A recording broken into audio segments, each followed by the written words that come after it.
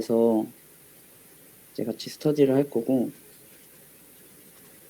좀 상세한 부분을 다룰 텐데 여러 번 보면은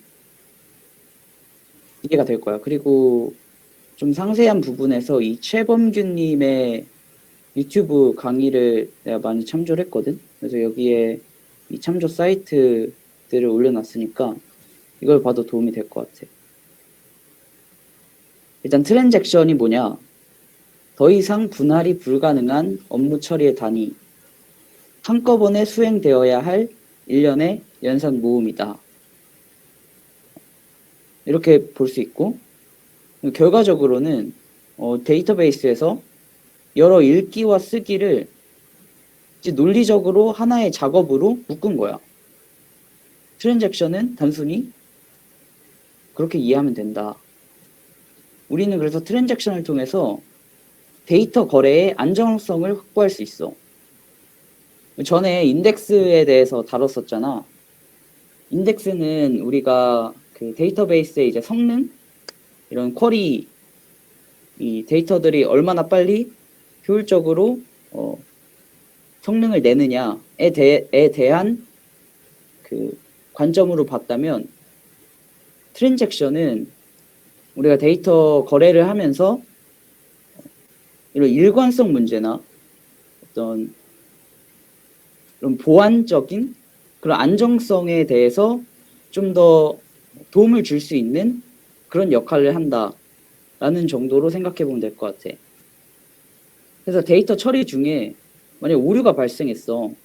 그러면은 이 결과를 재반영하고 또 다른 이런 후속 작업, 이 오류에 대한 작업을 후처리를 하는 게 아니라 그냥 그 트랜잭션 안에서 어떤 작업이 오류가 나오면은 그 작업을 원상태로 복구할 수도 있고, 롤백이라고 하지. 그리고 처리 과정이 모두 성공하였을 때는 그 결과를 데이터베이스에 직접 반영하는 그 커밋, 이렇게 두 가지로 데이터를 처리할 수가 있어.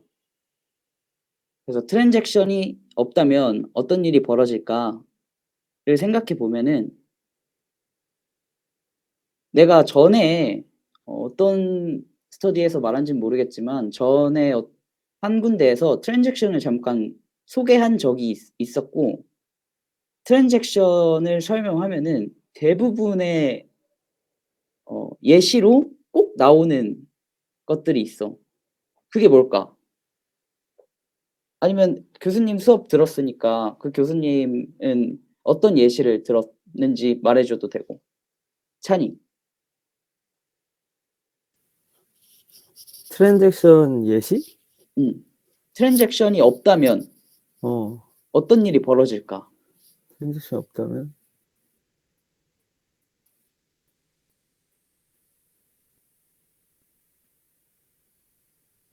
다른 내, 아는 사람이 말해도 되고. 음,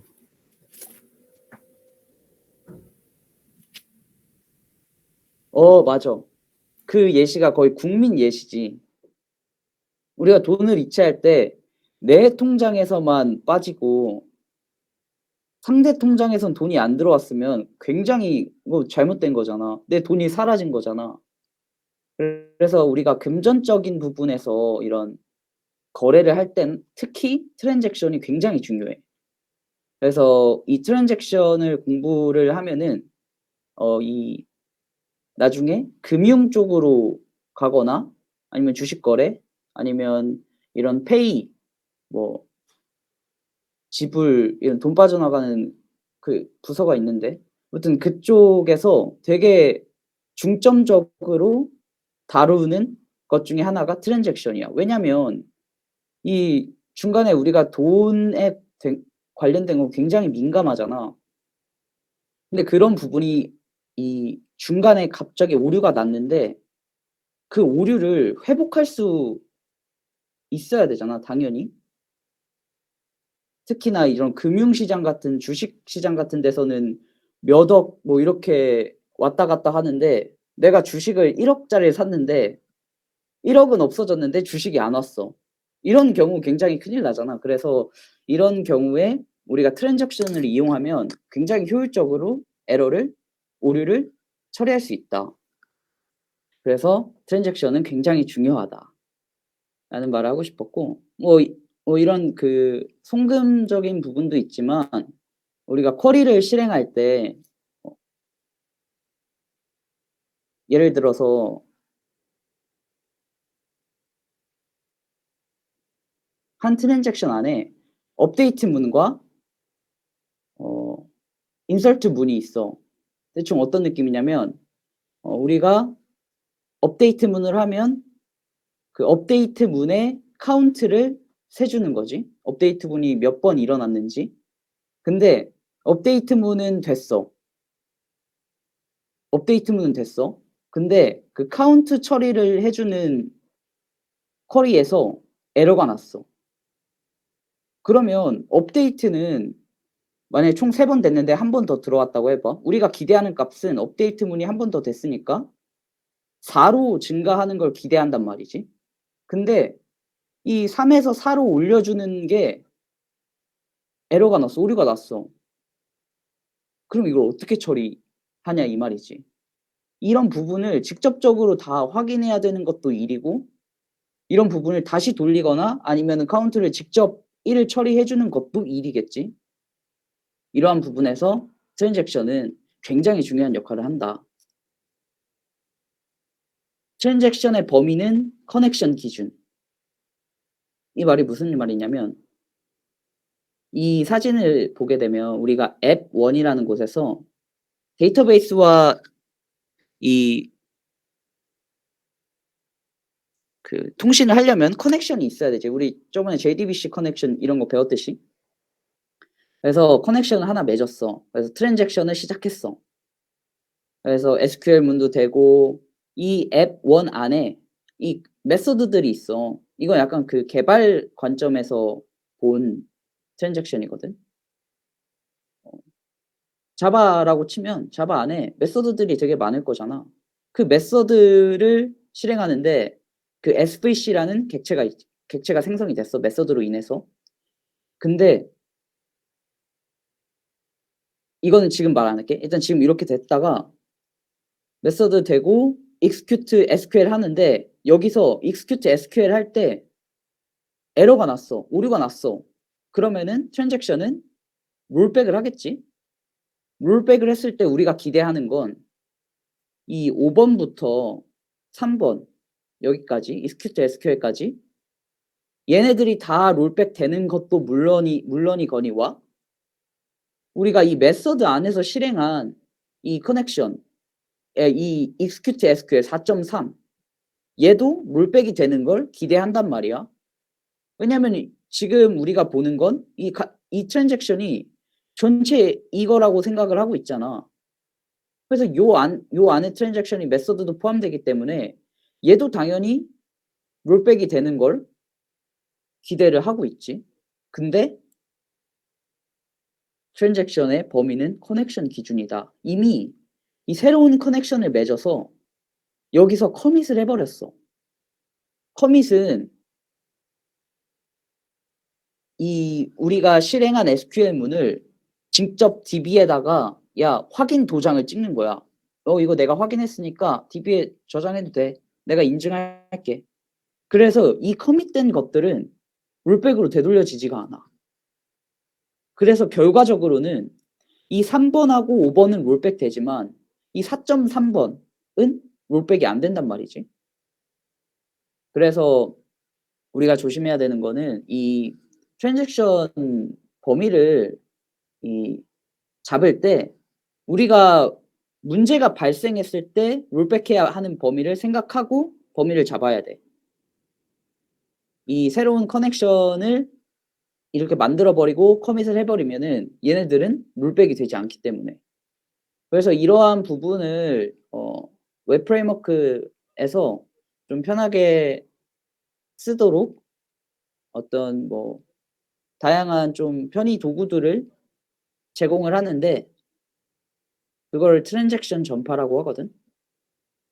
이 부분은 사실 데이터베이스와 완전히 데이터베이스에 대한 건 아니지만 이런 프레임워크에서 데이터베이스와 이제 트랜잭션을 한 번에 묶기 위해서 이러한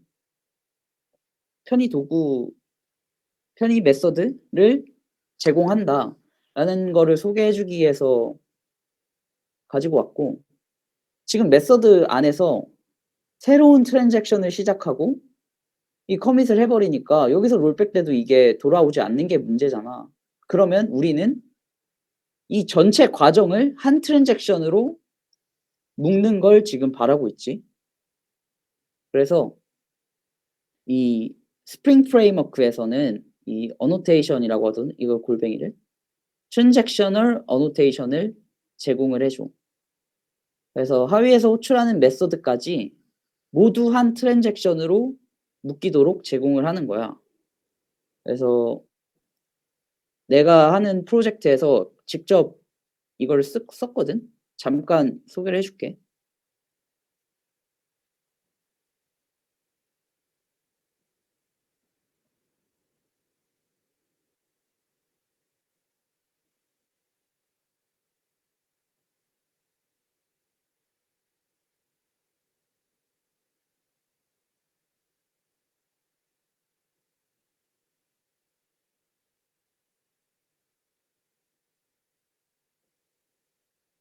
미리 켜둘 걸 그랬다.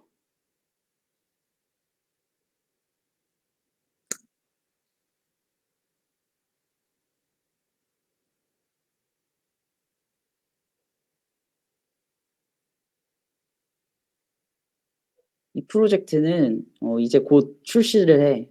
곧 출시를 할 우리 학교의 강의평가 시스템, 그리고 뭐 시간표, 뭐 이런 것들, 뭐 시험 정보들을 이렇게 쉽게 접할 수 있는 그런 서비스를 백엔드 파트를 만들어서 개발을 하고 있거든. 아마 6, 7월, 늦어도 6월, 6, 7월에는 배포를 할 것 같아. 웹 서비스와 안드로이드. iOS도 아마 하는 걸로 알고 있는데. 아, 너무 느리네.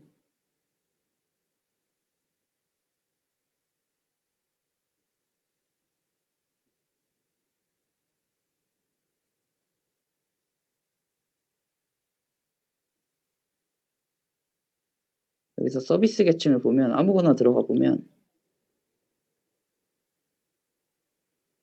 여기에 트랜잭셔널이라는 어노테이션 보이지?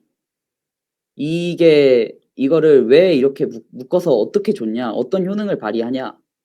우리가 이 서비스에 지금 이 user repository find by id 이것도 메서드지. 그리고 favorite.set user 이것도 메서드지. .save 이것도 메서드지.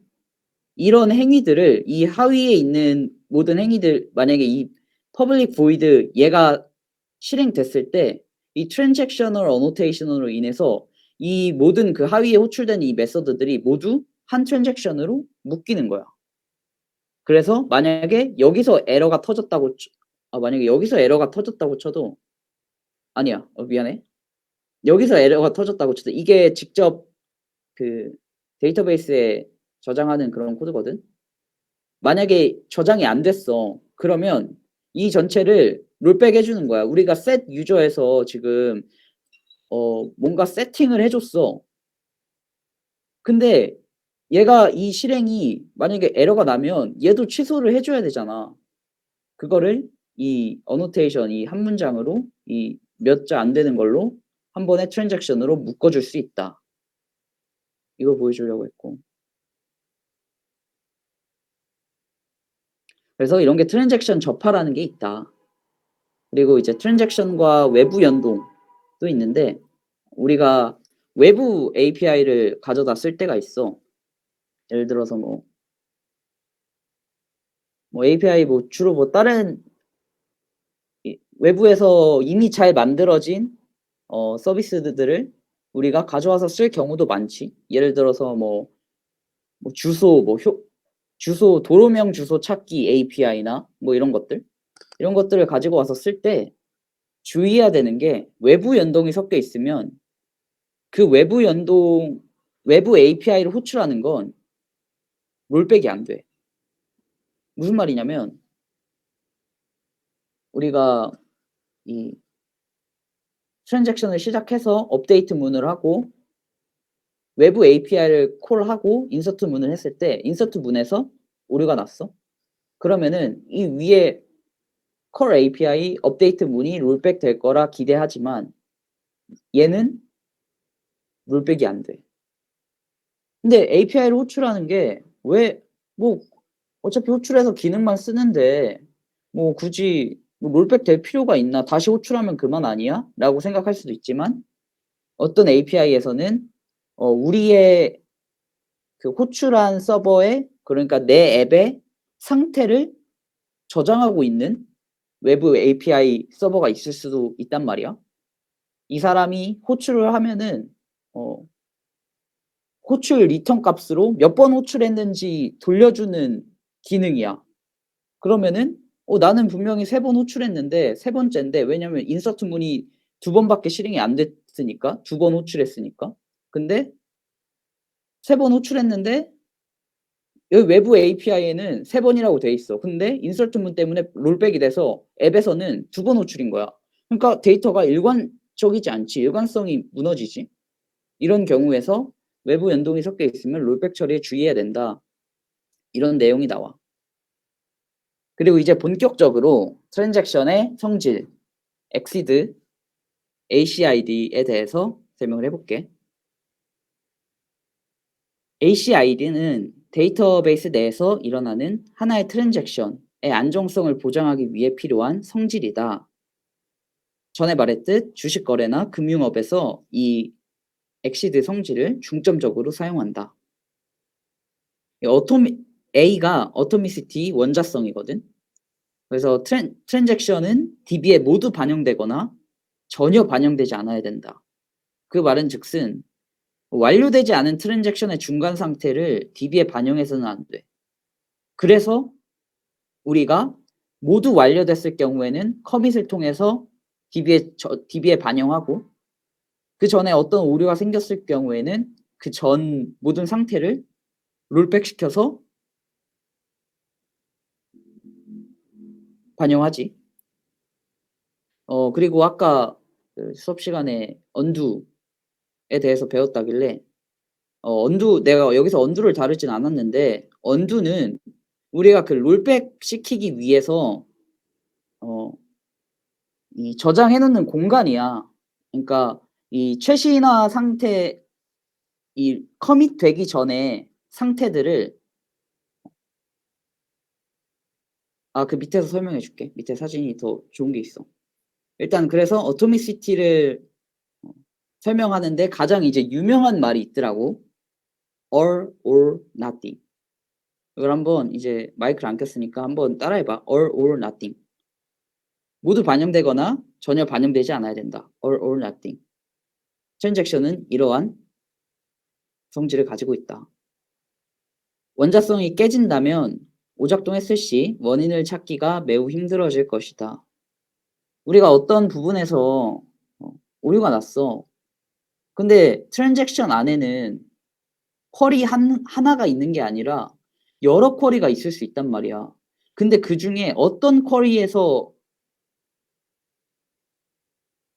오류가 발생했는지 우리 일일이 다 찾아야 되지. 만약에 롤백이 없다면 원자성이 되지 않는다면 중간까지 되다가 어디서 안 됐어. 그럼 그거 일일이 확인해야 돼. 그리고 그걸 확인한 다음에 다시 돌려주는 그런 행위도 다 일일이 해야 되겠지. 우리가 발생할 때마다 굉장히 힘들겠지. consistency, 일관성. 트랜잭션이 일어난 이후에 데이터베이스는 데이터베이스의 제약이나 규칙을 만족해야 된다. 뭐 예를 들어서 트랜잭션이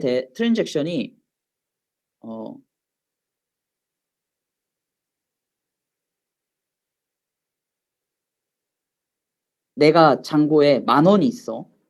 10,000원이 있는데 이 트랜잭션 한 단위로 한 명은 6,000원을 보내고 내가 찬영이한테 6,000원을 보내고 경찬이한테 6,000원을 보내는 작업을 한 트랜잭션으로 묶었어. 그리고 그 트랜잭션을 수행하지. 근데 우리가 통장에서만큼은 마이너스가 될 수 없잖아. 대출을 받지 않는 이상. 내 통장 잔고가 10,000원인데 이 트랜잭션을 수행하면 수행은 돼. 근데 내 통장 잔고가 마이너스가 돼. 그러면은 이 트랜잭션의 일관성을 위반하잖아. 왜냐면 이 데이터베이스를 우리가 만들 때 통장 잔고는 음수가 될 수 없다라는 제약 조건을 걸었단 말이지. 그래서 트랜잭션을 우리가 이행하고 난 후에도 데이터베이스의 제약이나 규칙을 만족해야 우리가 트랜잭션을 커밋할 수 있다. 그러니까 트랜잭션이 잘 수행됐다고 말할 수 있다. 이렇게 이해하면 될 것 같아. 뭐 이름이 없는 회원을 추가한다. 뭐 예를 들어서 우리 스터디에 내가 인원을 뽑았어. 찬영이, 찬이, 경찬이, 태영이 형. 근데 또 한 명이 들어왔네? 근데 이름이 없어. 트랜잭션이 안에 포함되어 있긴 한데 누군지 모르잖아. 이름이 근데 우리가 난널 조건으로 되어 있어. 그러면 일관성을 위반하는 거지. 이런 부분에서 우리 트랜잭션 할 때 일관성이라는 그 성질을 꼭 지켜줘야 된다. 아이솔레이션 이 부분이 살짝 어려울 수 있지만 잘 들어봐봐. 둘 이상의 트랜잭션이 동시 실행되고 있을 때 어떤 트랜잭션도